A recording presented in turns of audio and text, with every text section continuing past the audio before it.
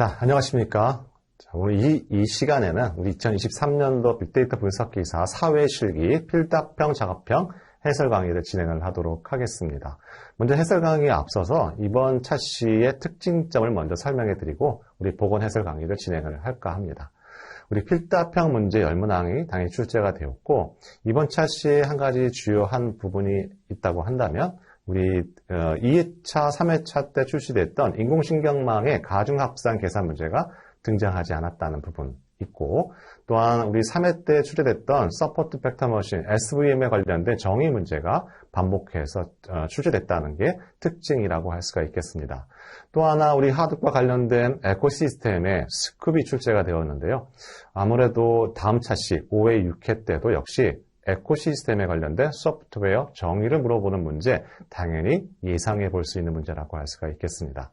전체 10문항 중에서 상에 관련된 문제 2문항, 그 다음에 중급에 관련된 문제 1문항, 그 다음에 학에 관련된 문제 7개의 문항 정도 예상해 볼 수 있다고 할 수가 있겠습니다. 따라서 우리 필답형의 전체적인 평균 점수는 7문항 정도 예상해 볼 수 있다고 할 수가 있고 우리 교재에 나와 있는 기본 개념 90개 포인트 여러분 확실하게 준비하셨다면 최소한 7문항은 득점할 수 있는 평이한 문제라고 생각해 볼 수가 있겠습니다. 자, 다음은 이제 작업형 완에 관련된 문제라고 할 수가 있는데요. 작업형 완은 이번 차시의 특이점이 있다면 우리 그동안의 답안을 프린트 함수를 통해서 답안을 제출했다 할 수가 있겠습니다. 하지만 이번 차시엔 cat 함수가 부여되어 있었어요. 그래서 굉장히 좀 수험생들한테는 당황했던 문제가 작업형 1 유형의 문제 유형이라고 할 수가 있겠습니다. 하지만 우리 cat 함수를 모르더라도 우리 help 함수를 이용해서 cat 함수의 쓰임새를 확인해 볼 수 있다고 할 수가 있겠습니다. 자, 프린트 함수를 이용하게 되면 콘솔 박스, 결과 박스에 우리 위치를 의미하는 대괄호가 우리 만들어지게 되죠. 하지만 cat 함수를 하게 되면 이와 같은 대괄호를 표시하는 표시가 출력되지 않는다고 할 수가 있겠습니다. 물론 프린트 함수와 cat 함수의 여러 가지 차이점이 있지만 시험 주관사에서는 이와 같은 부분을 요구했다 할 수가 있겠어요.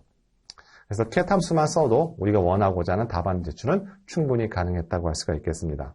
어떻게 보면 빅데이터 분석기사 실기 파트의 검정 부분이 점점 더 이와 같은 갑작스러운 변화를 요구를 하게 되고 이와 같은 대응 방안을 우리 help 함수를 통해서 확인할 수 있는지 없는지를 확인하는 검정도 한 요소라고 또 한편 생각해 볼 수가 있겠습니다. 자, 또 하나 특징점이라고 할 수가 있다면 우리 넷플릭스 콘텐츠 데이터를 이용해서 시계열 데이터를 처리와 관련된 문제가 출제됐다고 할 수가 있겠습니다.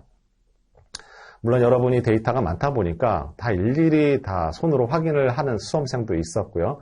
하지만 우리 학습했던 루브리데이트 패키지를 이용한다면 여러분 많은 시간 투여하지 않고 쉽게 찾을 수 있는 문제였다고 생각합니다.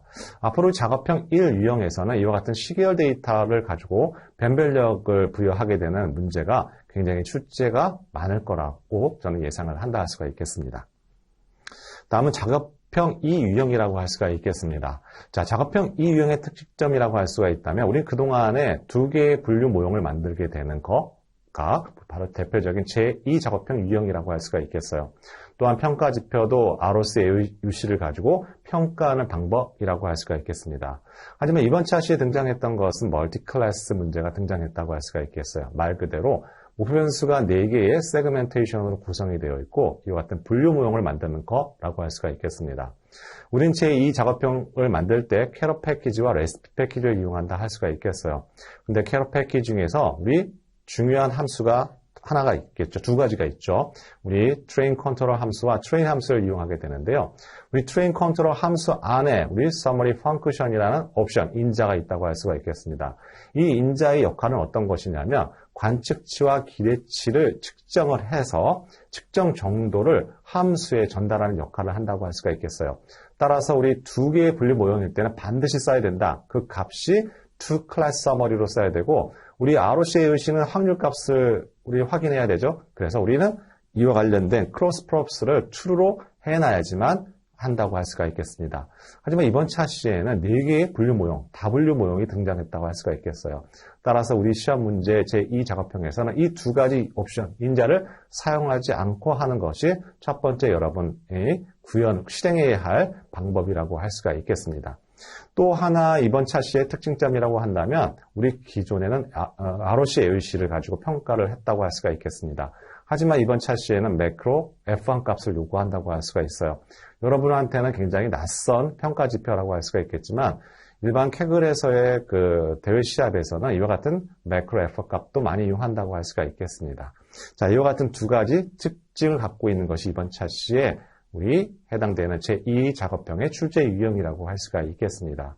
자, 전반적으로 본다면 우리 필답형은 7문항이라고 할 수가 있고 득점 예상 문항수가요. 1작업형 문항은 1, 2문항을 제외한 3문항을 제외한 2개의 우리 2작업형의 예상 답안 득점이라고 할 수가 있겠습니다. 또한 우리 그 제2유형의 같은 경우에는 여러분 해당되는 평가 지표 액큐러시 값이 아마 50% 조금 안 되게 나왔을 거예요. 하지만 여러분 실제 보험 문제를 저랑 같이 풀게 되면 매크로 F1 값이 이보다 훨씬 더 높게 나옵니다. 그렇죠? 그래서 최소한 부분 점수를 합하게 되면 30점 이상의 득점이 가능한 것이 바로 제2 유형이라고 할 수가 있겠습니다. 자, 우리 보건 강의 때 다시 한번 뵙도록 할게요.